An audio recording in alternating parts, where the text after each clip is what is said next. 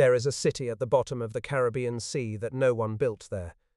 It was pushed there in a single morning, in less than 2 minutes, by a mountain that had been sleeping for half a century. The people who lived in it never saw it coming. They had been told it was safe. They had been told to stay. And so they stayed, all 30,000 of them, until the mountain decided otherwise. This is the story of Saint-Pierre. Martinique sits in the arc of islands that curves through the Caribbean between North and South America.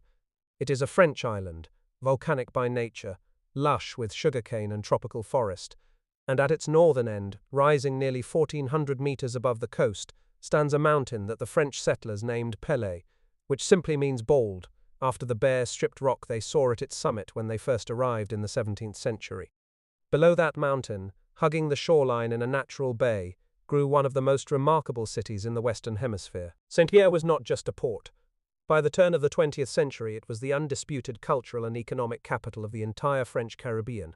It had electricity when most of the world still used candles. It had a tramway running through its main streets.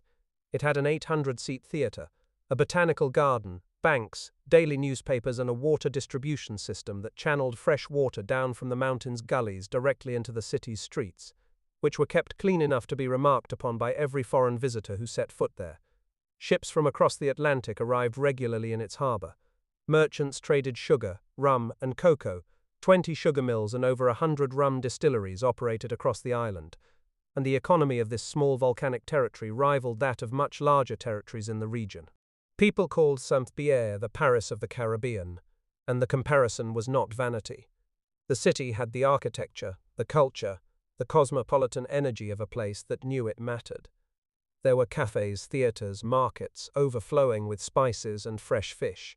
The streets climbed uphill from the harbour in terraces, lined with stone buildings and mango trees, and the sounds of a city that had been alive for nearly 3 centuries. But there was something about the shape of Saint-Pierre that a careful eye might have noticed. The city had been built like a natural amphitheatre, curving around the bay with the mountain behind it. There was no easy road out. Deep river valleys cut across the approaches on either side, and the main road south required crossing terrain that could not handle large numbers of people moving quickly. Saint-Pierre was a beautiful trap, and no one had ever had reason to think of it that way. The mountain above the city had shown faint signs of life twice before in recorded history, once in the late 18th century and once around the middle of the 19th century. Both times it had rumbled briefly, sent a little ash into the air, and gone quiet again. The local memory of these events was not fear, but reassurance. If that is all Pelée does, there is nothing to worry about. By the beginning of the 20th century, the volcano was considered essentially extinct by the people who lived in its shadow. Groups of residents hiked its slopes on weekends to admire the flowers, the begonias, the wild balisier plants. Local businesses offered excursion trips to the summit. The mountain was a backdrop, a curiosity, a pleasant green elevation against the sky. In early 1902, that sky began to change. The first signs were noticed by the people who lived closest to the mountain, in the small coastal villages to the north of Saint-Pierre. They began reporting in February an unpleasant smell in the air, a rotten egg odor that came and went with the trade winds. Springs that had run with fresh water for generations dried up without explanation. Farm animals became restless and strange, refusing to stay in their normal places. A local teacher of natural sciences named Gaston Landes, who had been observing Pelée with more attention than anyone else on the island, wrote a report expressing concern about what he was seeing. His concern was acknowledged politely and set aside. By April, the signals had grown too large to dismiss. New steam vents had opened on the volcano's upper slopes, venting sulphurous gas into the air. Tremors shook the ground at night, waking people in their beds. Then came the first visible eruption, a dark column of ash rising from the summit that turned the sky above Saint-Pierre a dirty yellow-grey and began depositing fine powder on the city's rooftops and in the harbour water. The underwater telegraph cable that connected Martinique to the neighbouring island of Dominica snapped without any obvious cause. And then something appeared inside the volcano's old summit crater that geologists would later find deeply significant. A new lake, forming rapidly in the bowl of rock where none had existed before. The city's response to all of this was complicated. Some residents were frightened and began discussing whether to leave. Others were fascinated and went to look at the lake themselves, treating it as a novelty. Some were simply preoccupied. There was an election coming. On the night the summit appeared to catch fire, the situation crossed a threshold that should have been unmistakable. Witnesses described looking up from the city and seeing the top of Pelée glowing, shooting luminous rocks into the dark sky, and turning midnight into a strange orange-lit dusk. The next morning, residents found birds dead on the ground, so weighted down by ash that they had simply fallen from the trees. A ship captain coming into the harbour reported dead fish floating in the sea, killed by what geologists would later understand was the shockwave of a submarine tremor beneath the bay. Then the snakes came. This is one of the details that makes what happened in Saint-Pierre so genuinely difficult to comprehend in hindsight. As the volcano heated the earth on its upper slopes, it drove the wildlife downhill. Martinique's forests shelter one of the deadliest snakes in the world, the fer de lane, a pit viper capable of killing an adult quickly. Hundreds of these snakes, along with fire ants and centipedes, poured down from the slopes into the villages and streets below. At least 50 people died from snake bites in the days before the eruption. Livestock were killed. The streets of the villages nearest the mountain became genuinely dangerous to walk through. And still the city as a whole did not leave. The countryside residents, watching what was happening around them, made a decision that would prove catastrophic. They concluded that moving toward the city, away from the volcano's slopes, was the safest thing they could do. So they packed what they could and walked south toward Saint-Pierre, swelling its already substantial population. The city was becoming more crowded by the day, not less. Then came the mudslide. It came down the Rivière Blanche on a May afternoon with almost no warning, a roaring river of scalding volcanic debris and water that had been superheated somewhere inside the mountain. It hit the Guérin sugar factory at the mouth of the river with total destructive force. Workers who had been in the building moments before were buried. The mudslide reached the sea and struck the coastline with enough force to generate a series of small tsunamis that rolled through the harbour, damaging boats and flooding buildings along the waterfront. Dozens of people died. And in Saint-Pierre itself, the event was watched, discussed, and then rationalized. Surely people told each other that was the worst of it. Surely the mountain had released what pressure it was building. It had released nothing. What the people of Saint-Pierre could not know was that deep inside Pelée, magma had finally reached the surface. The character of the eruption had changed from steam-driven to something far more powerful. The clock had started. The man responsible for the safety of Martinique's population in May of 1902 was the island's governor, a French colonial official named Louis Moutet. He was an experienced administrator, 54 years old, a career civil servant who had served in French colonies across Africa and Southeast Asia before arriving in Martinique the previous year. He was not a negligent man, he was not a cruel one, but he was facing a combination of pressures that, when assembled together, produced one of the most consequential failures of political judgment in modern history. The election was scheduled for the 11th of May. Saint-Pierre was a politically critical city. The ruling white progressive faction needed its voters to remain in place for the second round of balloting, which was turning into a tighter contest than expected. A brilliant young black lawyer had emerged as a serious political force, threatening the established order in ways that made the island's economic elite deeply uncomfortable. Evacuating Saint-Pierre meant disrupting the election. It meant financial losses for the merchants and mill owners who formed the political backbone of the administration, and it meant for Moutet personally the possibility of ending his career by triggering mass panic over an event that might amount to nothing. So Moutet made a series of choices. He commissioned a committee of civic leaders to climb the mountain and assess the danger. The committee came back with a report declaring that the situation presented no cause for alarm, and that the safety of Saint-Pierre was completely assured. The only scientist in the group was Gaston Landis, the high school teacher who had been raising concerns for months.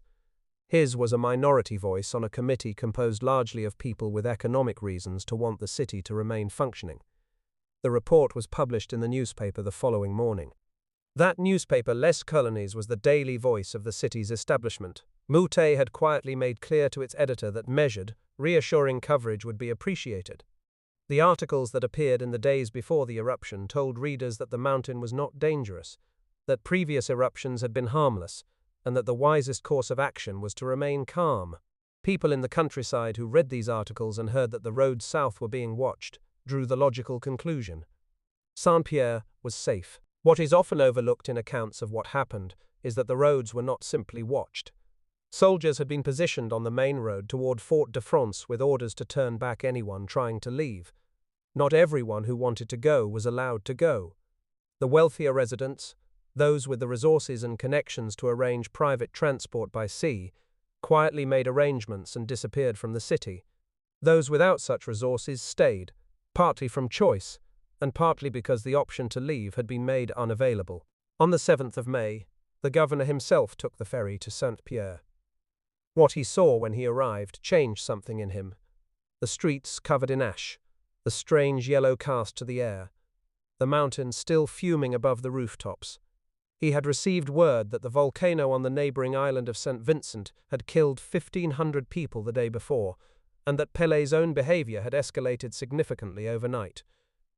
He walked through the city and understood, perhaps for the first time, that what was happening was not going to stop on its own. He sent word to his wife to come from Fort de France and join him. They would face this together. He made a private decision to announce a precautionary evacuation the following morning, after the religious service, on what was a public holiday in the Catholic calendar. He lay down to sleep in a city that was still very much alive. Street vendors called out in the warm night air. The harbour lights of the ships at anchor reflected in the water. The mountain above glowed faintly in the darkness, but it had been glowing for days now, and the city had gotten used to the glow.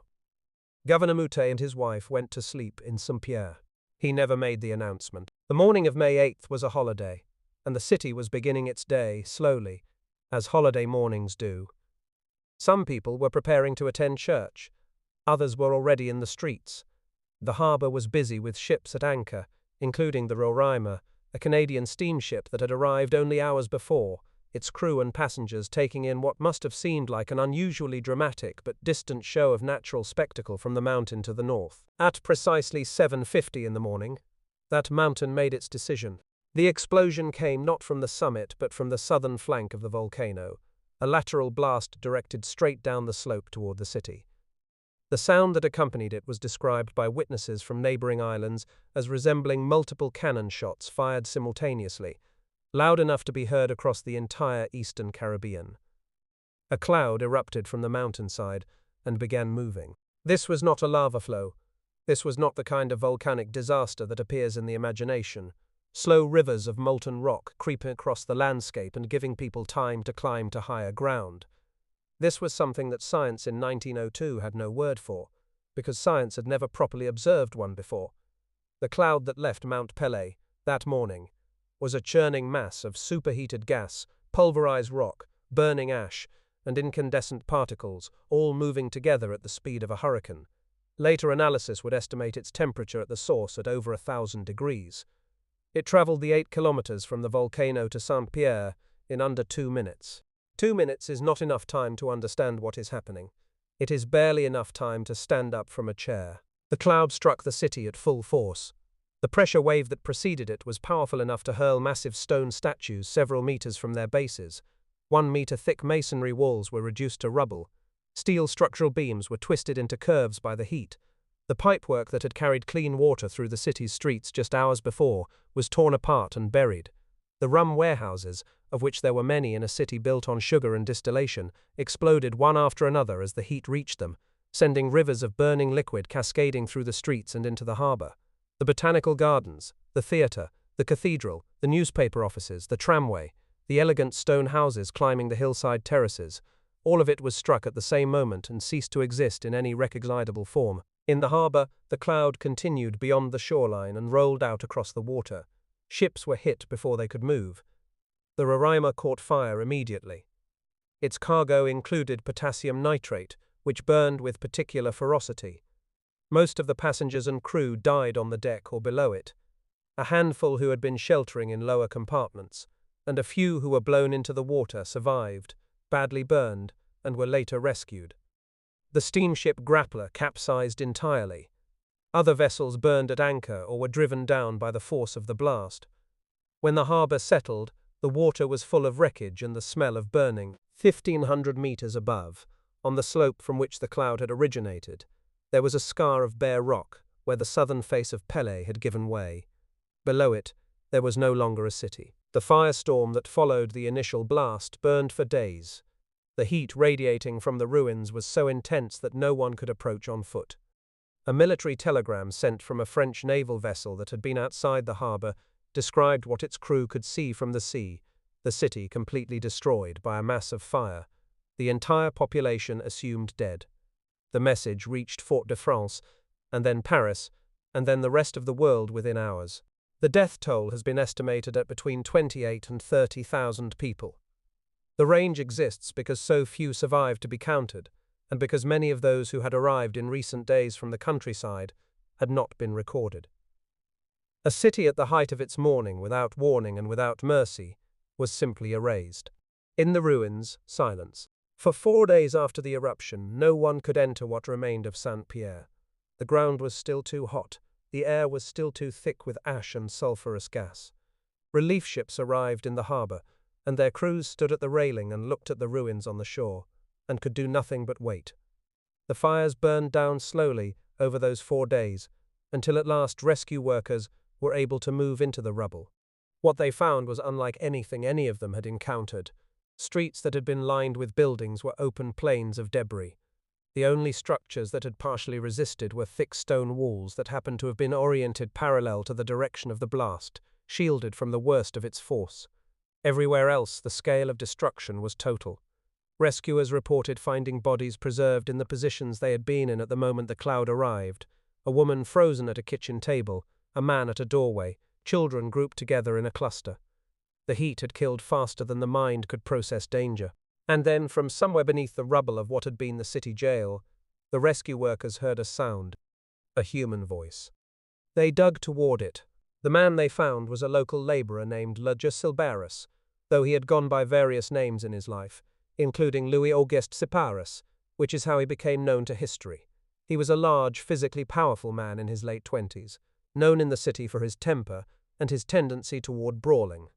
On the evening of May 7th, the night before the eruption, he had been arrested following a fight and placed in solitary confinement. The cell they put him in was not a typical holding room.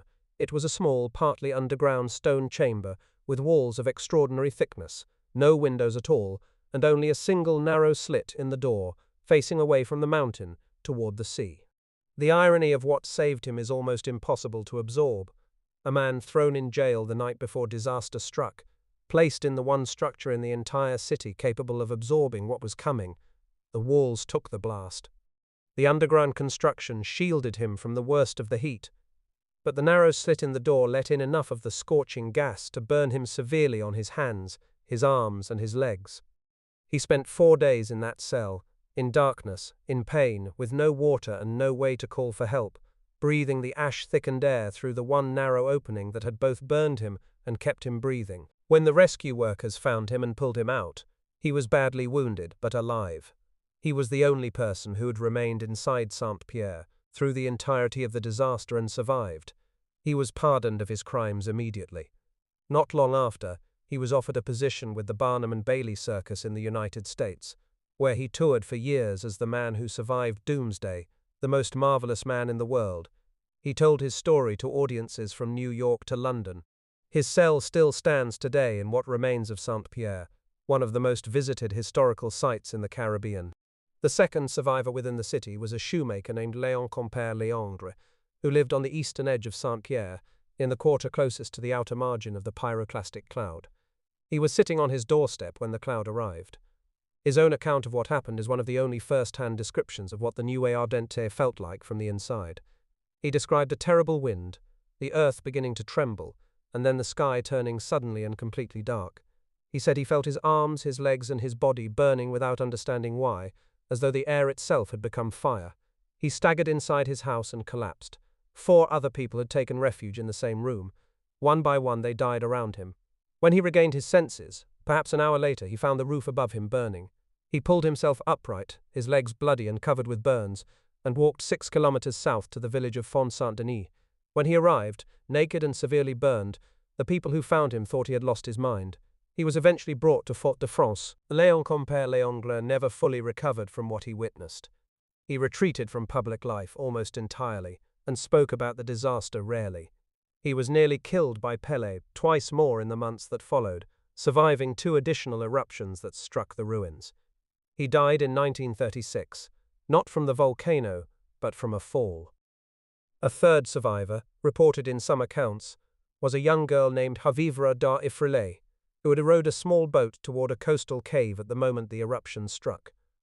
She was caught in the outer edge of the heat and badly burned, swept out to sea, and rescued hours later by a passing ship. She was 10 years old. Among the dead they found Governor Louis Moutet and his wife, together in the ruins of the city he had refused to evacuate. He had come to reassure the population. He died with them. The elections he had wanted to protect never took place. The rescue and relief effort that followed was international. Ships arrived from the United States, Britain, and Germany carrying food, medicine, and tents. Survivors from surrounding villages and vessels that had been at sea were brought to Fort-de-France, which was overwhelmed. The scope of what had happened took days to fully comprehend. The world was trying to absorb the fact that a city had vanished not in the course of a battle or a storm, but in the course of a single ordinary morning. When the news of what had happened in Saint-Pierre reached the scientific world, it created a problem. Nobody could explain it properly. The vocabulary did not exist. The models did not fit. Volcanology in 1902 was a young science, and it was built almost entirely on what researchers had observed at Mount Vesuvius in Italy and the slow lava volcanoes of Hawaii and Iceland. The understanding of volcanic danger in the early 20th century was built around a simple picture. The mountain builds pressure, the summit erupts, lava flows downhill, people in its path have time to move. What happened in Saint-Pierre did not fit any part of that picture. There had been no summit eruption. There had been no lava. The city had not been overwhelmed slowly. It had been obliterated almost instantaneously by something that moved faster than any technology of the time could match, and at temperatures that incinerated everything it touched. A French geologist named Alfred Lacroix arrived in Martinique approximately 2 months after the disaster, and spent the better part of 2 years documenting what he found. His examination of the ruins was painstaking. He measured the positions of fallen statues and calculated the forces required to move them. He analyzed burnt wood to estimate temperatures. He interviewed every surviving witness he could find and compiled their accounts alongside the physical evidence of what the cloud had done to stone, steel, and human bodies. His resulting work, published in 1904, became the founding document of modern volcanology. Lacroix needed a name for what had killed Saint-Pierre.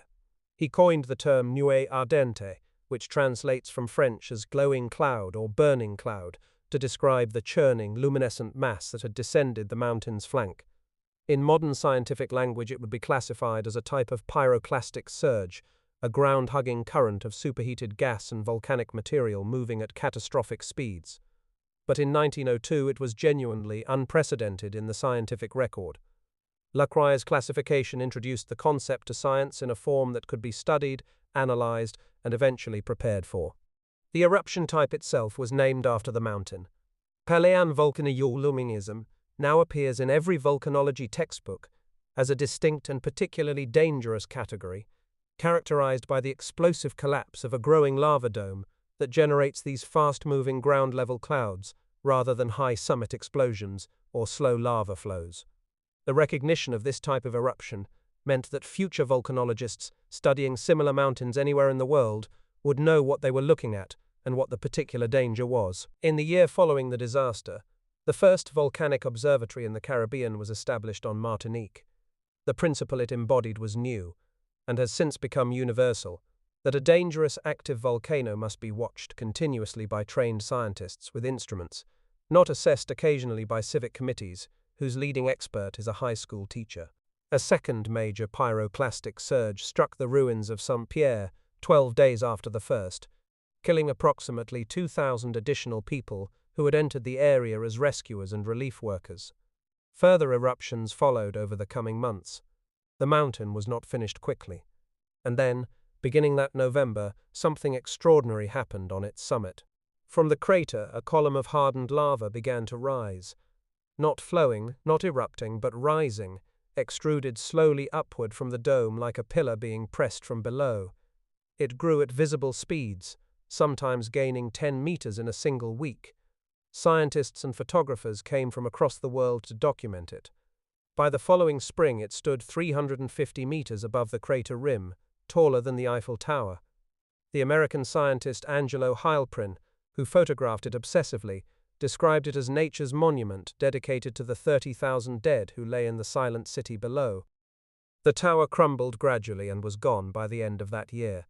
The eruption itself continued in diminishing cycles for 3 full years after the morning that ended Saint-Pierre. The city was never truly rebuilt. Reconstruction was attempted beginning in the 1920s, and a town did grow back in the same location, but it never recovered its former scale or significance. Fort-de-France, which had been the administrative capital while Saint-Pierre was the cultural and economic one, absorbed the island's commercial and political life permanently. Today, the town of Saint-Pierre has a few thousand inhabitants. The ruins of the old city are still there, partially cleared and partially preserved. The stone walls of the theatre remain. The cathedral walls remain. The prison cell that saved one man is still standing, still visitable, with the narrow slit in the door still oriented toward the sea. In the harbour below, the ships that burned and sank that morning are still there too, on the seafloor, encrusted now with coral and marine growth after more than a century underwater. Among them the Roraima, the Canadian steamship that arrived only hours before the disaster, lies at a depth accessible to recreational divers. It is considered one of the most remarkable wreck dives in the world, a preserved record of a specific morning in a specific harbour, and what happened to it. What those wrecks represent, what the ruins of the city represent, what the prison cell and the stopped clocks and the warped iron and the melted glass displayed in the city's volcanic museum all represent, is not simply a natural disaster. They represent something more layered and more troubling. They represent the intersection of a natural event with a human failure, and the difficulty of separating the two. Mount Pelée was going to erupt. That was not preventable. But the question that history has not stopped asking is whether 30,000 people needed to die when it did. The mountain had been communicating for months. Springs dried up. Animals fled. The telegraph cable connecting the island to the outside world snapped in the sea. A lake materialized in the crater. Venomous snakes flooded through the streets. A factory was swallowed by a mudslide within sight of the harbour. The volcano on the neighbouring island erupted the day before and killed 1,500 people. These were not subtle signs. They were a cascade of warnings that, assembled together, formed an unmistakable picture for anyone trained to read it. The problem was that no one with the authority to act was trained to read it, and the one person with both the authority and a partial understanding of the danger was navigating pressures that had nothing to do with volcanology, an election, a political coalition, a career. These are not extraordinary circumstances. These are the ordinary conditions of governance, applied to an extraordinary situation, for which ordinary governance was completely insufficient. The lesson that emerged from Saint-Pierre did not stay in Martinique. It spread through the scientific community and eventually into the practice of emergency management worldwide. The principle that a population living near an active volcano deserves to be monitored and warned by people who understand what they are looking at, rather than by those whose primary interest is in keeping things normal, became foundational to how nations approach volcanic hazard.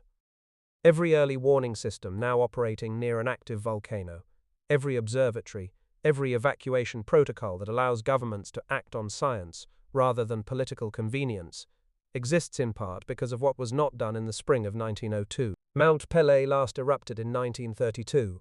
It is monitored continuously today by the Volcanological and Seismological Observatory of Martinique.